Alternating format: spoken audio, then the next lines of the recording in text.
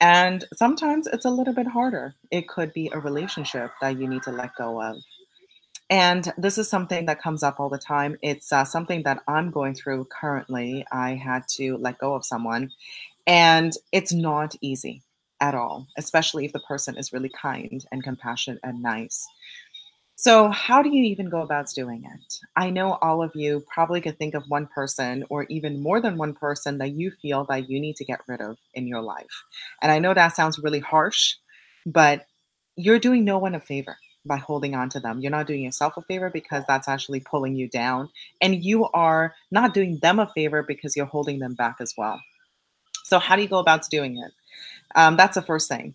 The first thing is that it's never a surprise when you are letting go of a relationship, whether if that's a business relationship or whether it's a romantic relationship, whether if it's a friendship, it's never a surprise because two parties feel it. So ask yourself the question: did I do everything that I could to communicate with them that this isn't working out? Again, it could be a relationship or a business relationship. It doesn't matter.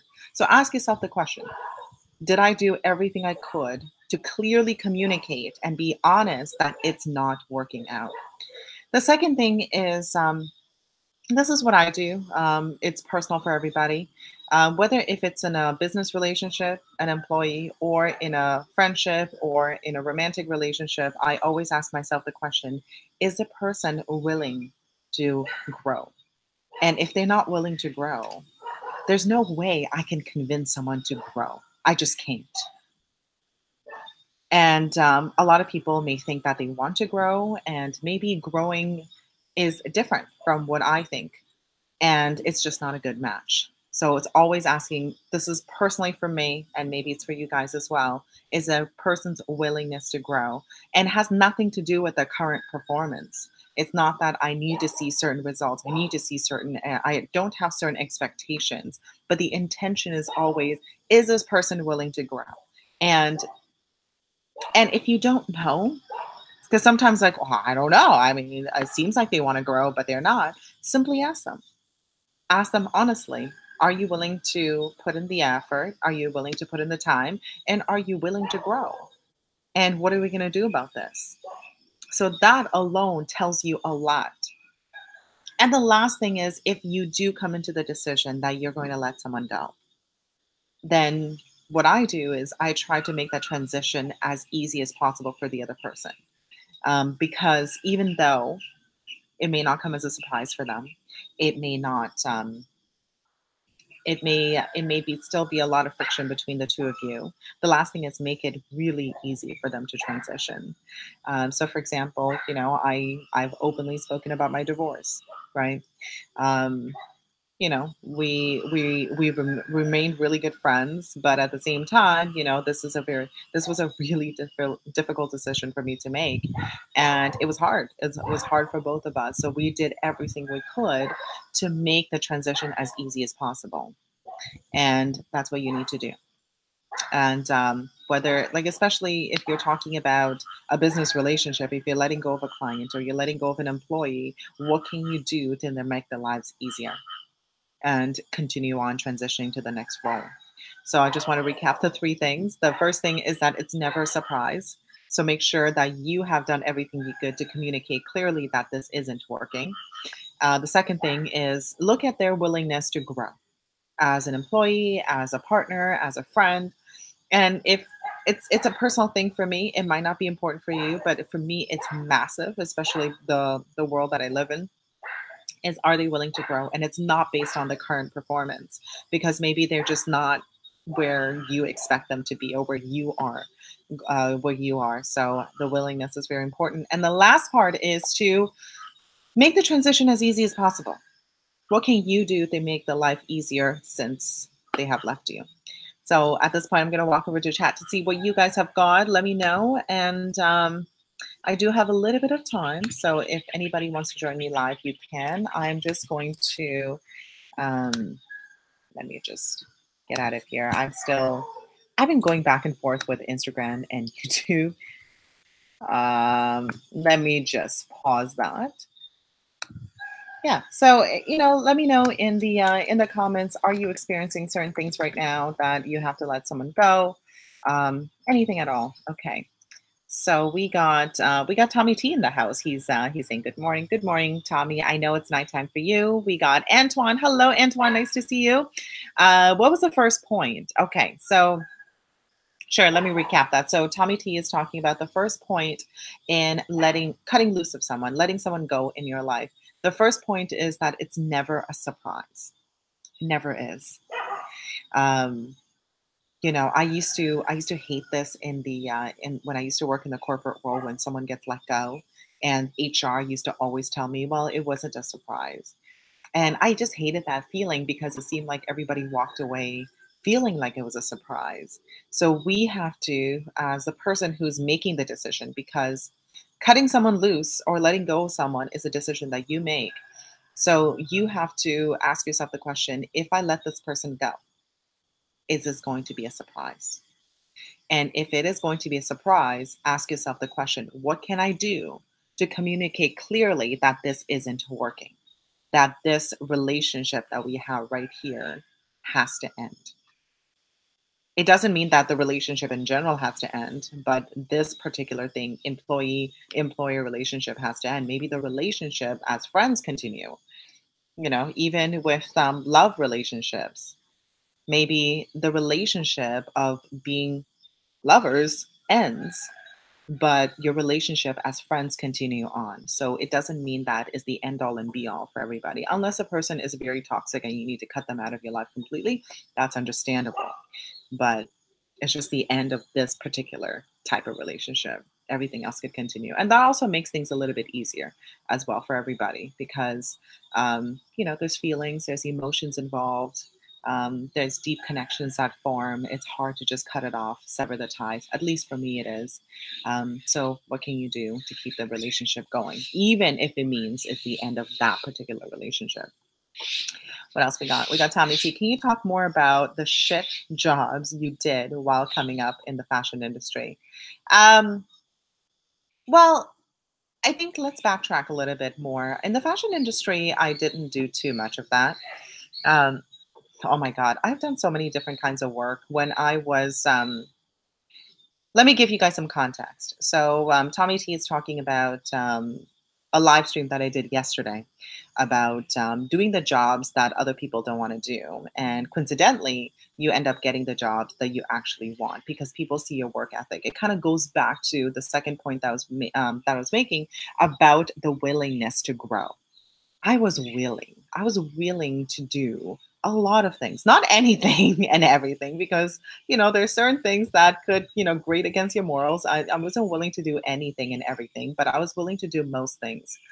So, context about me: I grew up in India. So I was born in India, and I came to Canada when I was 11 years old, and my family was extremely poor. I didn't have anything. Like we're talking we only had a few $100s in our pocket and it was gone the first day that we were here because we had to pay for a bunch of things. So we had no money and I saw my parents struggle. And my work ethic actually comes from my father. My father is the hardest working human being that I've ever met in my entire life. And I saw him build himself from nothing, nothing at all, from $0. And he has never been to school. He taught himself how to read and write English. And he never really said particular lessons to me, but he showed me through his actions. He showed me that it doesn't matter what your circumstances are. You could have all the odds stacked against you. You could be born in the poorest of countries. You could have no education. You could have no money, no connections at all. If you work hard and you work hard consistently over time, you will be able to create the life that you want. And that's what he taught me. And a lot of people are seeing me. I'm 33 years old right now. I have this beautiful coaching business that I get to work out of anywhere in this world. I'm sitting in freaking Thailand right now, having an awesome time. I have this online business. I could travel wherever I want. I have enough money that I know what to do with. And it's such an amazing life that I have. And people might look at me and say, well, you're very lucky. A lot of things were given to you. And to a certain extent, it is true. I don't believe that everything that I have done was just me grinding hard. And there are people who have helped me a lot, and I'm so appreciative of them. And there's a huge backstory of me. The reason why certain people did take a chance on me, the reason why when people did bet on me, for example, Evan took a bet on me a year ago and decided to invest into my business. And the reason for that is because he saw me grinding and being a hard worker. I am not naturally talented. And I've been told that many times in my entire life, which I have developed this insane work ethic to consistently work hard. Anything that I tried, I have failed at miserably, completely, but I was willing to keep doing it over and over again. So to answer the question that you've had, Tommy, of all the shit jobs I did. So when I was 12 years old, I was given an opportunity to walk some kids home for lunch in the middle of winter. Nobody else would take that job. I remember I was so excited when the teacher came in. It's like, oh, we have this opportunity. You get to make $10 a week, which is massive for me. It's like $10 a week. You can make $10 a week if you walk kids home every single day for lunch. And I thought that this could be huge competition. I'm like, oh my God, this is such a great opportunity. I think everyone is going to actually apply for this. So I started asking all my classmates, and they just looked at me with like such judgment in their eyes. Like, now I would never do that. I would much rather play than walk kids home for school. I'm like, okay, that's fine. I was like, score. So I was the only person that applied. So I did that for a while. And that's how I started making $10 a week, which was amazing at 12 years old. The second job that I had was I worked in a restaurant when I was 13 years old. I served breakfast because I was working under the table, because when you're 13, you shouldn't be working. So I was making cash, and I would have to wake up at like 4 or 5 o'clock in the morning to get set up, because it was really far. So I had to go all the way there. It was freezing ass cold winter time too, I remember. And Canadian winters are fucking frigid. So I did that for a bit. I was a terrible waitress. I would daydream all day. I wasn't very quick, but I did it anyway. I have taken telemarketing jobs. I worked in telemarketing for many years, which I believe that kind of developed my skill in dealing with rejection constantly. Because if you've ever been in telemarketing, just like constantly hangups. What else did I do? I worked in retail for a bit. Yeah, when I was coming up in the fashion industry, I did some interning, and I would just do a lot of I would just do warehouse work. I would take pictures of, shoes all day long. I would freaking buy people coffee. I would buy people lunch. I would just sit there in meetings and just, take notes. I have done so many things. I have volunteered at fashion shows, and it's hard work when you're lugging a lot of fabric around. But I was given an opportunity for a really good entry level job. Um, Before I graduated from college. And again, on the surface, it seems like, wow, you're so lucky that you got this. Meanwhile, um, I don't have a job yet. But you know what? I wasn't fucking sitting on my ass waiting for an opportunity to come. I made shit happen. And that's a thing. That's a thing for everybody. Anytime, right before anybody judge, you guys are amazing. You guys are growth oriented. I know you don't feel this way. But, anybody that you look at who's extremely successful, and you may look at, like, let me use the one that people always harp on constantly, the Kardashians. Let's talk about them.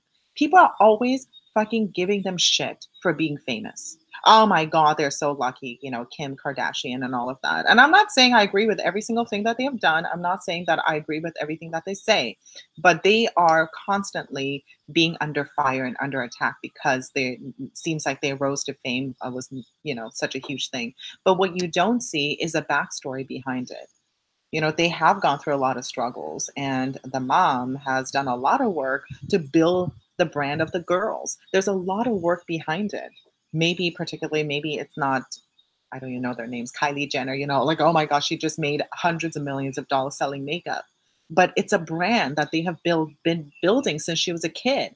So all the back work you don't see. So anytime you you, me, anybody else, when we sit there and judge and say the words like, I wish I was that lucky. This person did not earn their fame. This person did not earn the money.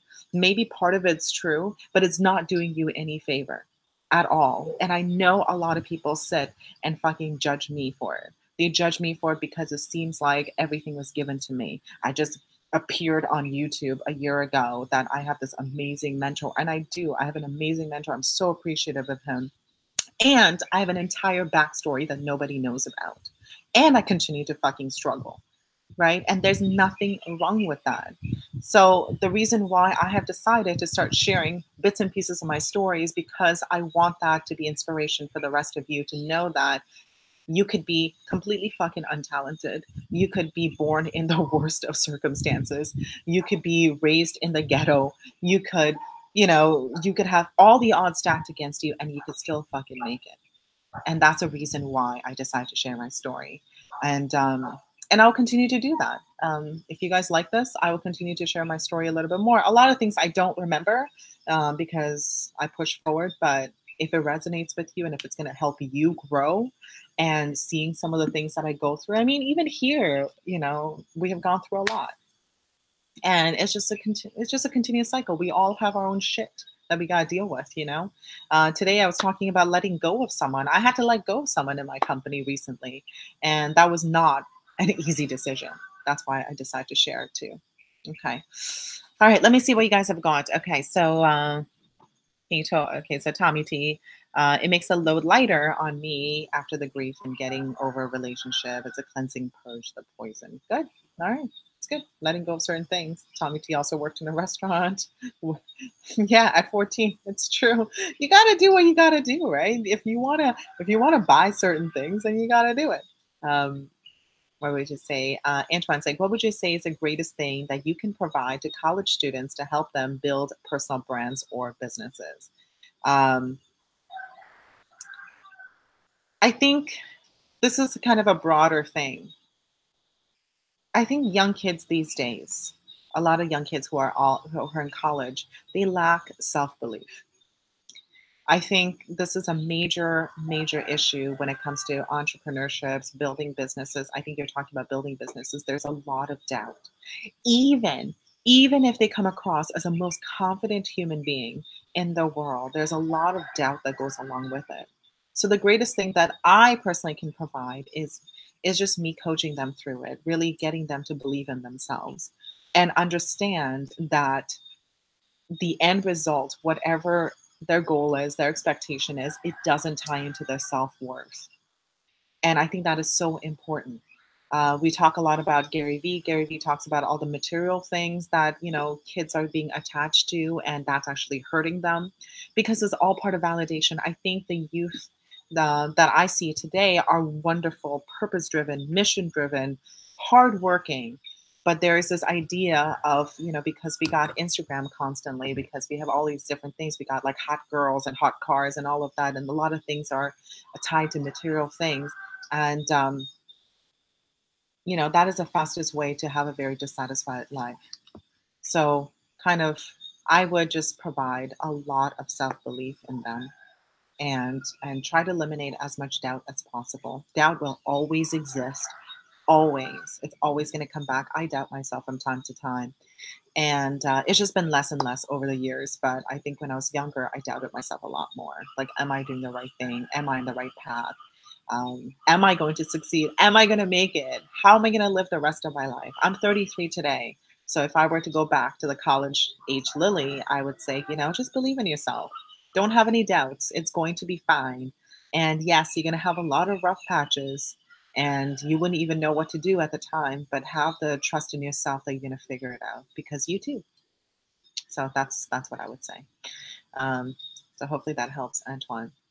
Tommy's saying, I met the guy who quit smoking with me. He is an older guy who is a pipe fitter, cool, down to earth, my higher power in action, putting people in my life. Yeah, exactly. See, Tommy T is such a good example of someone who kind of came out of nowhere.